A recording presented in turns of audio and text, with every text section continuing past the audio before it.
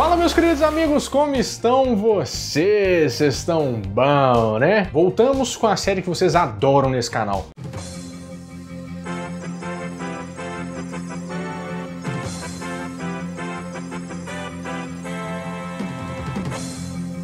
O plantão da Globo é praticamente um medidor no nosso país. Quando ele aparece, você já sabe que alguma coisa grave aconteceu. Essa é a parte 7 do vídeo. Então, antes de comentar que eu não falei do plantão X ou do plantão Y, faça-me o favor, né, de assistir as outras partes, porque já falamos de várias outras coisas. Teve Ayrton Senna, Michael Jackson e muitas notícias que marcaram a nossa vida e nos fazem lembrar de grandes ídolos. Mas o vídeo de hoje também está recheado de plantões interessantes. Então, partiu lembrar deles? Vamos começar então.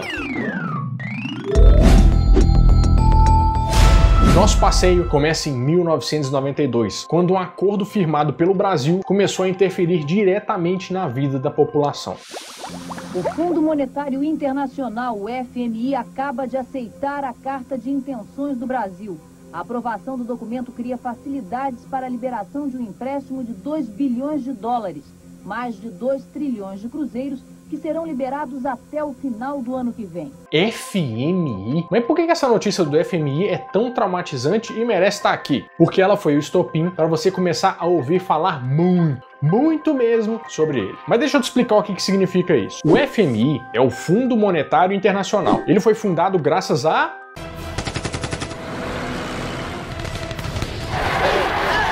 Isso aconteceu devido à Segunda Guerra Mundial. É uma união de países que tem o objetivo de criar um fundo de dinheiro para socorrer países que estejam em crise. Tipo um pezinho de meia para salvar quando der ruim para alguém, sabe? Assim, a ideia é muito boa, né? Muito benevolente.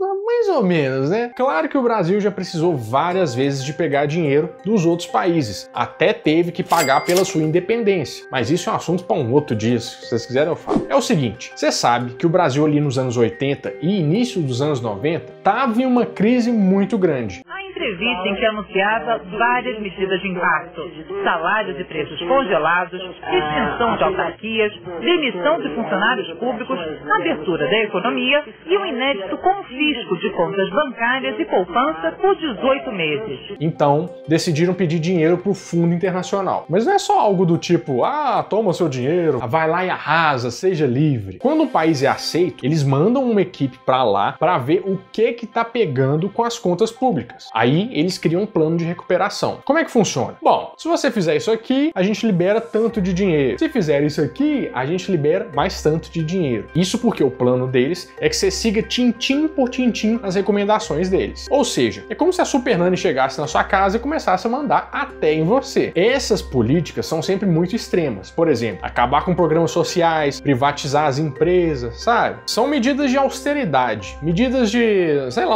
tipo um enxugamento de custos, se é que essa palavra existe, que atingem diretamente a população. E os países que precisam recorrer à ajuda do fundo são obrigados a seguir para receber o dinheiro. Então, grande parte das promessas de campanha eram diminuir e pagar a dívida externa, o que acabou sendo traumatizante aqui para o Brasil. Porque agora ninguém fala muito sobre isso, mas até hoje a gente tem uma dívida bem gostosa para pagar. Eu acredito que ela deve até dar para comprar um Kinder Ovo, né? É um trem que a gente vai demorar um cadinho assim para largar da gente.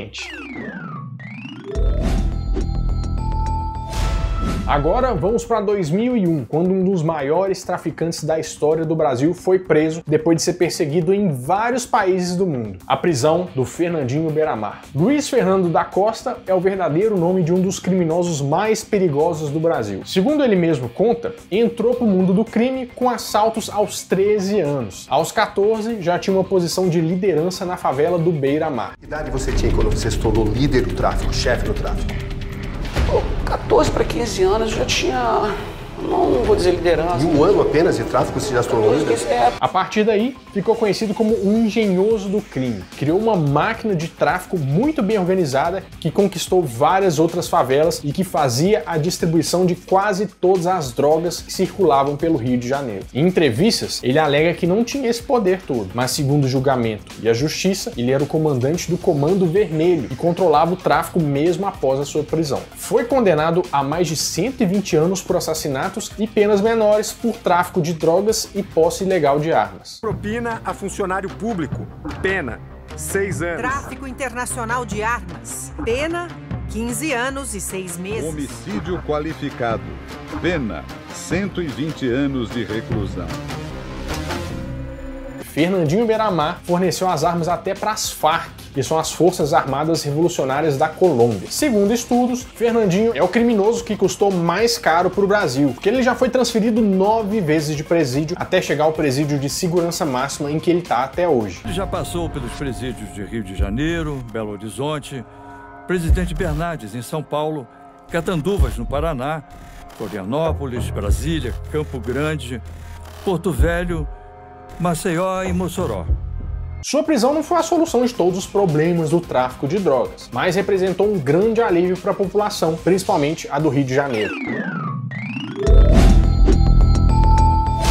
Chegamos em 2003, quando uma notícia que aconteceu no intervalo do jogo São Paulo e Cruzeiro pegou todo mundo de surpresa, em especial o pessoal da Rede Globo. E atenção, acaba de morrer o jornalista Roberto Marinho, presidente das Organizações Globo. Na manhã desta quarta-feira, ele sofreu em sua casa, no Cosme Velho, no Rio de Janeiro, um edema pulmonar causado por uma trombose. Roberto Marinho foi o presidente das Organizações Globo desde 1925. Nessa época, não existia TV Globo, nem sequer existia TV no Brasil, mas existia o jornal O Globo, que foi herdado por Roberto Marinho de seu pai. O Globo noticiou vários acontecimentos importantes da época e também foi muito criticado por tomar posições e lados em governos, como por exemplo apoiar o golpe do Getúlio Vargas. Deixando a parte política de lado, o Roberto Marinho foi um visionário e grande estrategista. Quando teve a oportunidade de uma concessão do governo federal para abrir um canal de televisão, começou pequeno e só com os programas jornalísticos. As coisas foram caminhando e depois ele chamou profissionais renomados para criar o padrão Globo de produção. A Globo hoje tem cobertura de 98% em nosso país e acho que por isso o Roberto Marinho foi um dos homens mais ricos do mundo. Mas, infelizmente, em 2003, Roberto Marinho partiu, deixando muita saudade para todos aqueles que trabalharam com ele. Que o jornalista Roberto Marinho dedicou quase um século de vida de serviços prestados à comunicação, à educação e ao futuro do Brasil. E ele parecia ser uma pessoa muito querida, principalmente pela leitura emocionada do William Bonner da Carta dos Filhos a Roberto Marinho no Jornal Nacional. É o nosso compromisso e ela será ampliada, não apenas porque este é o nosso desejo, mas porque pretendemos manter intacta esta aliança que a originou. Esta é a nossa intenção, esta é a nossa determinação.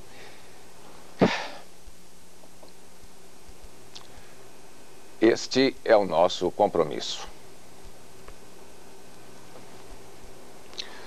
Eu vou concluir. Assinam a carta Roberto Irineu, João Roberto e José Roberto Marinho. Até amanhã. Ainda em 2003, um dos homens mais polêmicos e procurados do mundo foi capturado. Você certamente se lembra do nome Saddam Hussein. O Iraque anunciou a captura de Saddam Hussein. O ex-ditador foi preso na noite de ontem pelas forças americanas depois de uma caçada que já durava quase 9 meses. Eu lembro principalmente porque o nome do cachorro do Massaranduba era Saddam. Coitadinho, vou te arrumar um lanchinho. Vai, Saddam! Pega o meio quilo, pega o meio quilo!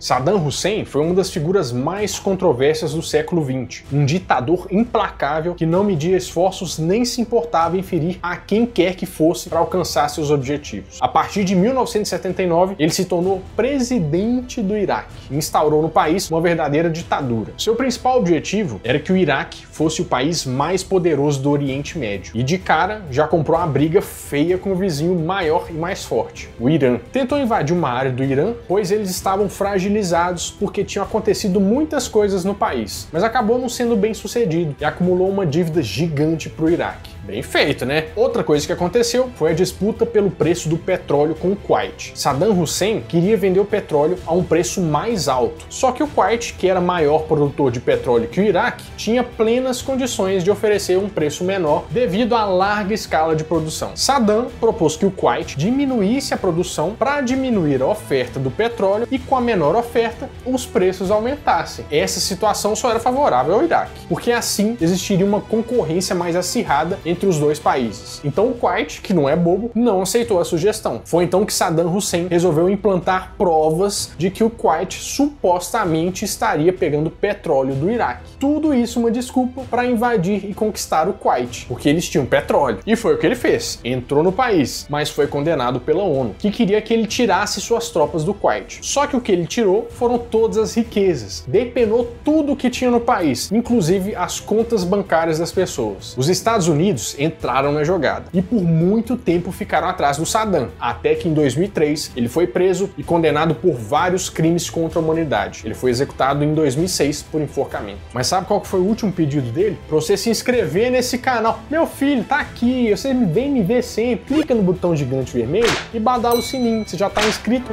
e não perde nenhum vídeo do canal. Combinado? Então vamos seguir. Em 2008, um plantão que interrompeu o Supercine chocou o Brasil. A triste morte de Eloá, uma adolescente que foi alvo de um sequestro pelo ex-namorado. Você se lembra? André acabam de anunciar a morte cerebral da adolescente Eloá, de 15 anos. Ela foi trazida para o hospital no fim da tarde de sexta-feira, depois de levar 2 tiros do ex-namorado Lindenberg Fernandes Alves, de 22 anos.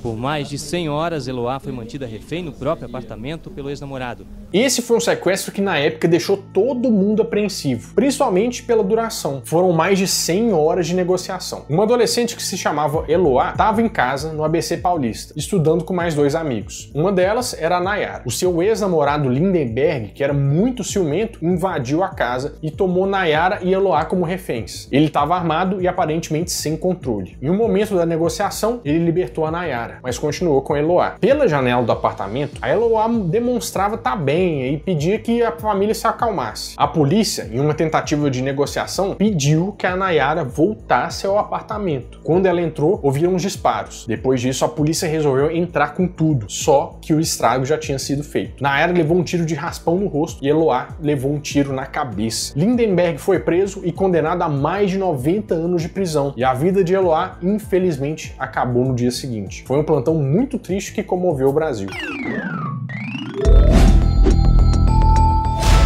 Para finalizar essa lista de plantões, vamos para 2010, quando o Chile foi literalmente balançado por um dos maiores terremotos da história.